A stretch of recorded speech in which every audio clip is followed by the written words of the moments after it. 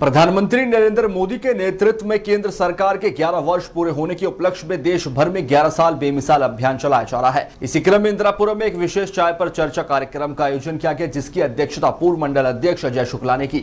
चर्चा के दौरान भाजपा कार्यकर्ता और पदाधिकारियों ने केंद्र सरकार की नीतियां और 11 वर्ष में हुए विकास कार्य पर विस्तृत बातचीत की। इस कार्यक्रम में उमाशंकर तोमर, किशोर ठाकुर, मनोज डागा, प्रशांत राघव और संजीव शर्मा मौजूद रहे। चर्चा में कार्यकर्ताओं ने आम जनमानस तक मोदी सरकार की योजना को पहुंचाने के संकल्प को दोहराया। साथ ही आगामी चुनाव को ध्यान में रखते हुए संगठनात्मक मजबूती और जनसंपर्क बढ़ाने पर जोर दिया। देखिए ये रिपोर्ट।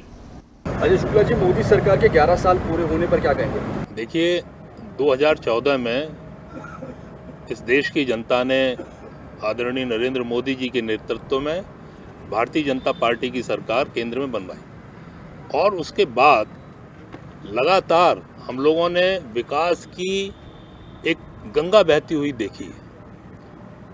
हर क्षेत्र में, चाहे वो किसी गरीब के उत्थान की बात हो, समाज के उत्थान की बात हो या राष्ट्र के हित में जो भी निर्णय लिए जाने थे वो सब लिए जा रहे हैं।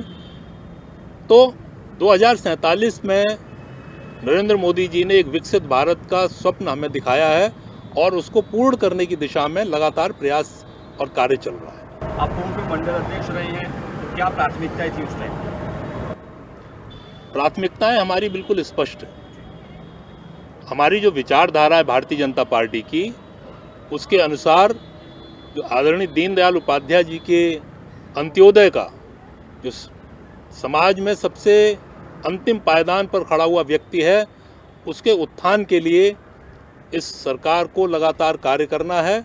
और किसी भी देश के विकासशील और विकसित होने में यही फर्क है कि हर एक व्यक्ति संपन्न हो, सुखी हो, समृद्ध हो और स्वस्थ हो। इंदिरापुरम में भारतीय जनता पार्टी को मजबूत करने के लिए क्या प्रयास किया जा रहा है? भारतीय जनता पार्टी का संगठन हमेशा इस समाज के हित में और समाज के साथ खड़ा रहता है।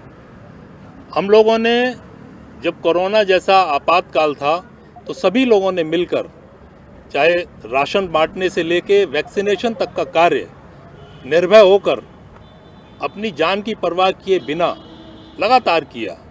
और सेवा ही संगठन के माध्यम से हम लोग लगातार जनता के संपर्क में रहते हुए उनको सरकार के द्वारा किए जा रहे कार्यों के विषय में बताकर और सरकार के कार्यों से जोड़कर भारतीय जनता पार्टी को सशक्त करने का कार्य हम लोग करते हैं।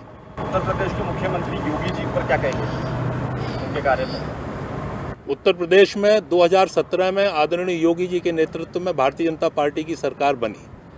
उसके पहले की जो परिस्थितियां थीं बहुत विषम थी। पूरे प्रदेश में माफिया, गुंडागर्दी और अत्याचार अपने चरम पर था। भ्रष्टाचार में आकंठ डूबी हुई सरकार थी समाजवादी पार्टी की।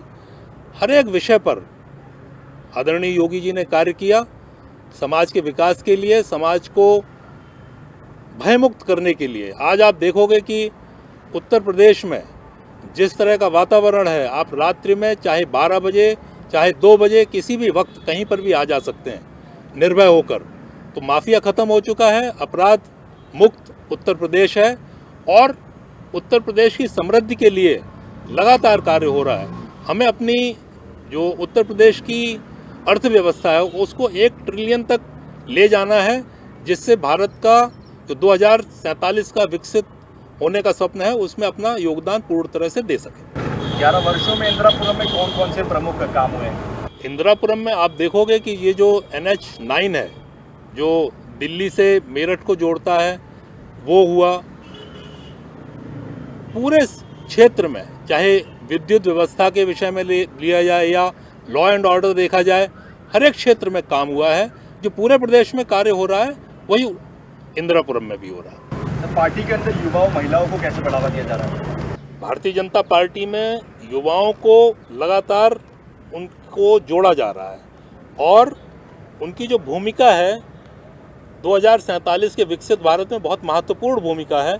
वैसे ही महिला सशक्तिकरण के तरफ भी उतना ही ध्यान दिया जा रहा है। महिलाओं को जोड़ के और उनको किस तरह से विकसित करने की दिशा में किस तरह से कार्य किया जा सके उसमें उनकी भूमिका को निर्धारित किया जा रहा है। तो क्या आप मानते हैं बूथ स्तर पर संगठन मजबूत हुआ है? निश्चित रूप से हमारे इंदिरापुरम की यदि हम बात करें तो 130 बूथ हैं और हर एक बूथ पर हमारा बूथ अध्यक्ष है, बूथ की समिति है और बूथ पर निवास करने वाले जितने भी लोग हैं उनसे वो समिति और बूथ अध्यक्ष लगातार संपर्क में रहते हैं और इस तरह से भारतीय जनता पार्टी का संगठन लगातार अपने को सशक्त कर रहा है और लोगों को जोड़ रहा है। एशिया की सबसे बड़ी विधानसभा साहिबाबाद और साहिबाबाद के सबसे ज़्यादा लोकप्रिय विधायक मंत्री वर्तमान में 2,16,000 वोटों जीतने वाले, कितनी लोकप्रियता उनके क्षेत्र में है कार्य करने की, उस पर आपका क्या कहना है? निश्चित रूप से जब आपने स्वयं आंकड़ा दे दिया कि इस पूरे देश में सबसे अधिक मतों से जीतने वाला जो विधायक है वो हमारे साहिबाबाद के विधायक आदरणीय सुनील शर्मा जी हैं, जो हमारे कैबिनेट मंत्री भी हैं योगी सरकार में। तो जब उनके जीतने का आंकड़ा 2,16,000 है तो उनकी लोकप्रियता के विषय में तो अलग से क्या कहने की आवश्यकता है।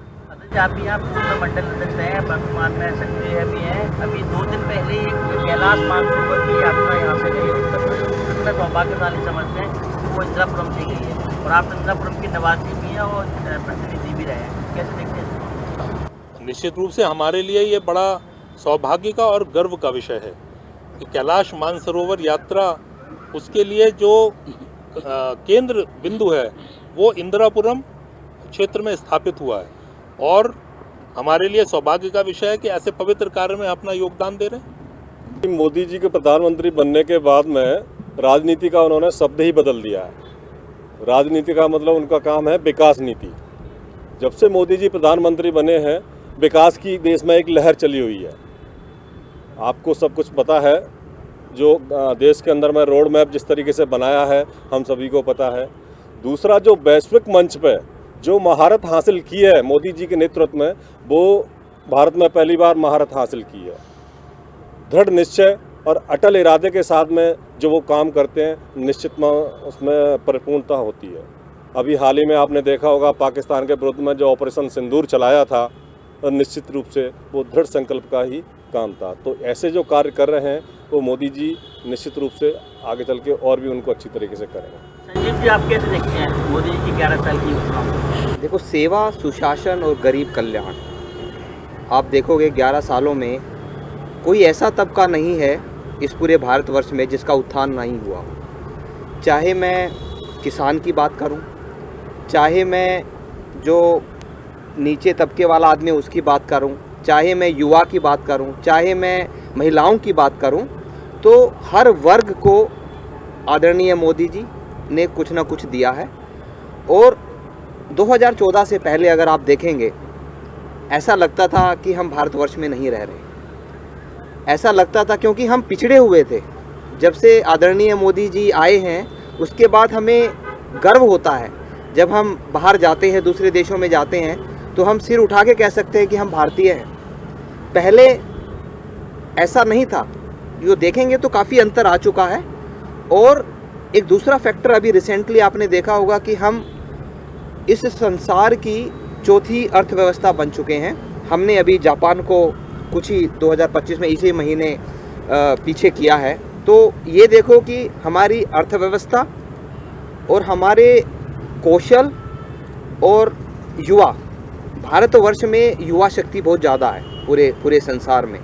तो आदरणीय मोदी जी का हमेशा से विश्वास युवा पे रहा है और हमें लगता है कि हम जल्द ही, आदरणीय मोदी जी का जो लक्ष्य है 2047 है, और हम जल्द ही एक डेवलप्ड नेशन बनेंगे और मुझे पूर्ण विश्वास है। आगामी 2027 यूपी विधानसभा चुनाव को लेकर क्या तैयारी है? काफ़ी तैयारी, क्योंकि पिछले लोकसभा चुनाव में हमने देखा है कि हम कहीं ना कहीं पिछड़ गए थे और उतनी लोकसभा सीट हमारे पास नहीं आई थी। लेकिन हमने अब की बार कमर कस ली है, बूथ लेवल तक अब हम काम कर रहे हैं। ठीक है, अब जो ओवर कॉन्फिडेंस उस टाइम पे था वो हमने उसको अपनी गलतियों से सीखा है और निरंतर हम अब ये देख रहे हैं कि कैसे हमें ज़्यादा से ज़्यादा सीट जीतनी है। और ज़्यादा से ज़्यादा सीट जीतने के लिए हमें विकास करना होगा और जो जनता है उसके प्रति भी हमें ये दिखाना होगा कि भारतीय जनता पार्टी और हमारे आदरणीय योगी जी और मोदी जी, हमेशा आदरणीय मोदी जी के आने के बाद विकास के ऊपर ही चर्चा होती है और दूसरे मुद्दों पे कोई चर्चा नहीं होती। खाली आदरणीय मोदी जी और भारतीय जनता पार्टी का एक ही है कि विकास पे ही चर्चा हो। जब विकास पे चर्चा होगी तो हम एक डेवलप नेशन बनेंगे। राघव जी, आपसे एक सवाल है, उत्तर प्रदेश में योगी सरकार जब से आई है तो गुंडा राज खत्म हुआ, उस पर आप क्या कहेंगे? योगी जी के उत्तर प्रदेश में आने के बाद जो पहले बहुत ज़्यादा भय था, बहुत ज़्यादा बुरा हाल था, बहुत ज़्यादा गुंडाई थी, वो सब बिल्कुल अच्छी तरीके से ख़त्म हो गई है। अब बिल्कुल उत्तर प्रदेश भय मुक्त हो चुका है। अब किसी को किसी तरह का डरने का कोई ज़रूरत नहीं है और अब महिलाएं, बहनें वो भी एकदम आज़ादी से घूम रहे हैं। मुझे लगता है उत्तर प्रदेश गुंडा राज खत्म हो गया है। बिल्कुल मुक्त हो गया है। दादा जी, आप एक कवि भी हैं और भारतीय जनता पार्टी के सक्रिय कार्यकर्ता भी हैं। कैसे देखते हैं 11 साल बेमिसाल मोदी जी के? जी, 11 सालों में बहुत कुछ विकास और ये सारी बातें तो हम सब ने करी। जो सबसे बड़ा अंतर आया है वो आया है लोगों के स्वाभिमान में। आज से 11 साल के पूर्व की अगर हम बातें सोचें तो लोगों के मन में एक ऐसा कहीं ना कहीं रहता था कि यार कुछ हो नहीं सकता, लेकिन ये 11 सालों के सुशासन के बाद ये है कि लोगों में सकारात्मकता बहुत बढ़ी है। आज व्यक्ति पहले, आज से 10 वर्ष पहले एक विंडो नाम की एक खिड़की खुली थी, लेकिन आज भारत के द्वारा ही लोगों के लिए पूरा विस्तृत आकाश खुला हुआ है। आपके पैरों में दम होना चाहिए, हम कितने ऊपर उठ सकते हैं और कितने आगे तक जा सकते हैं, और वो यहाँ के युवा और उद्यमी सारा कर भी रहे हैं और सरकार का साथ में उन्हें सहयोग भी मिल रहा है। फिर एक आखिरी सवाल आपसे है कि उत्तर प्रदेश हो या देश हो, अभी राम मंदिर हो, काशी विश्वनाथ हो या हमारा मथुरा का मंदिर हो, उस पर सरकार ने कितना काम किया? इससे आप कितने प्रसन्न हो, कितने लोगों को मैसेज देने का? देखिए, वो जो प्रसन्नताएं हैं वो आप शब्दों में बयान कर ही नहीं सकते, क्योंकि ऐसे अभूतपूर्व कार्य है जो मेरे ख्याल से कई पीढ़ियों ने सोचा था कि ये हो ही नहीं सकता, लेकिन वो हुआ।